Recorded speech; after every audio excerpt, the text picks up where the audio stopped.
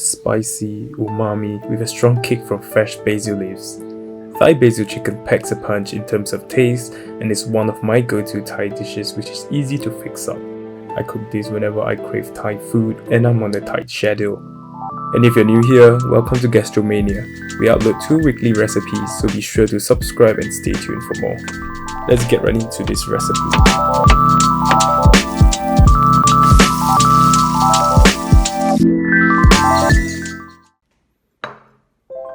Firstly, we have about 5 stalks of fresh Thai basil. We can tell that it's Thai basil as it has a thick purple stalk and a small bud on top. The original recipe calls for Thai holy basil, which is rather hard to find outside of Thailand, so we shall make do with this. Choose and pluck off the fresh leaves from the stalk. Give the leaves a rinse and start chopping them up roughly.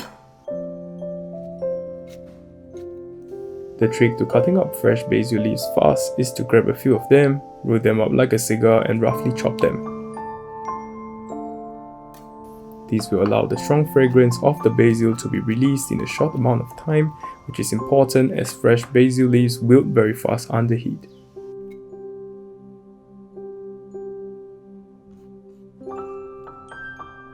Next, we prepare the aromatics for the dish. We have 2 large red chilies. They are largely not spicy, and if you want a spicier kick, you can add about 2 to 3 more bird's eye or heaven facing chilies. They do not have to be cut up since they're quite small in size. Cut up the large red chilies into smaller pieces so that they can be grinded more easily. Peel the garlics and use your knife to smash up the garlics so that they can be grinded more easily as well.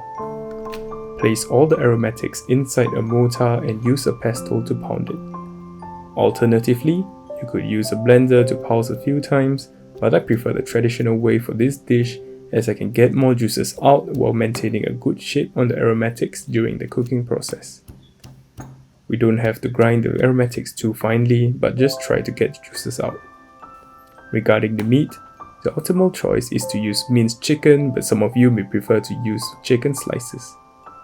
Just a reminder, you have to remove the tendons to ensure good texture and consistency while biting. Leaving the tendons will result in a pretty nasty eating experience later on. There will also be a need to slightly season the chicken. For the seasoning, just some light seasoning with 1 tablespoon light soy sauce. Mince up about 2 garlic cloves for extra flavor within the chicken.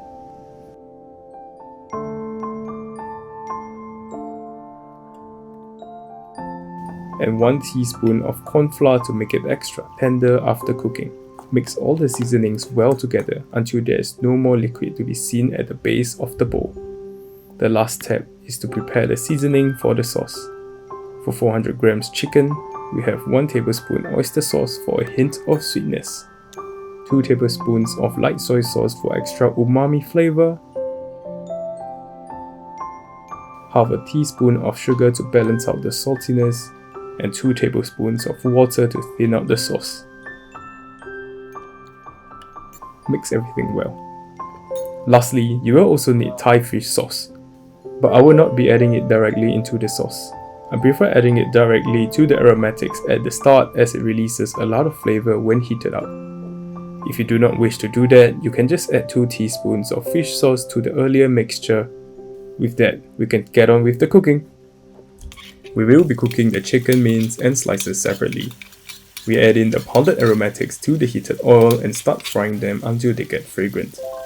When the aromatics have fully released smells, add in about 1 teaspoon of fish sauce into the hot wok to heat it up and release the strong umami flavor within the fish sauce. This will cause a lot of splattering, so do be careful when doing it.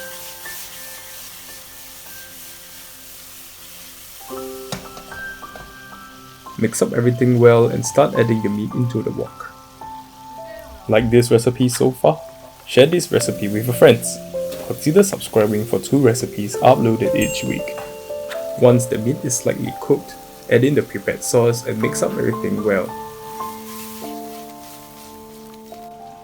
If you think the sauce color is too light, you may also add in half a tablespoon of dark soy sauce to make everything darker to look more appetizing. Give it a good mix and add in the fresh basil leaves. Once they're added, turn off the fire and let the residual heat from the chicken cook and release the fragrance within the fresh Thai basil. To complete the Thai basil chicken, it must be accompanied with a Thai-style fried egg. Now, a Thai-style fried egg is more like a deep-fried egg. You add quite a substantial amount of oil into the wok and do not flip the egg at all. When the oil is hot enough, add the egg into the wok. You're supposed to use the spatula to scoop oil over the top surface to cook the egg. One hack I like to use if I'm using a flat base wok is to tilt it to one side so that the oil is accumulated on one side and completely submerges the egg inside. This should take only about 1 minute at high heat, otherwise the egg yolk will become overcooked. Once this is done, it's ready for serving with a dipping sauce. This dipping sauce is not really essential, but is a really good addition to most Thai dishes. Simply add about 1 tablespoon of fish sauce to 2 cut bird's eye chilies. Then, squeeze half a lime's juice into the sauce. Wow, the fresh zestiness of the lime is permeating through the whole room the moment I squeeze the lime.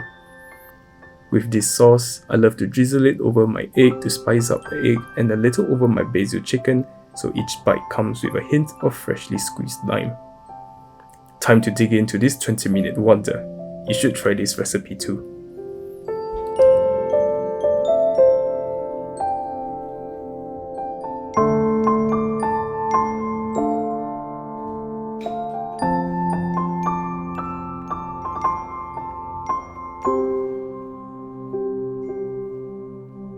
We have come to the end of today's recipe.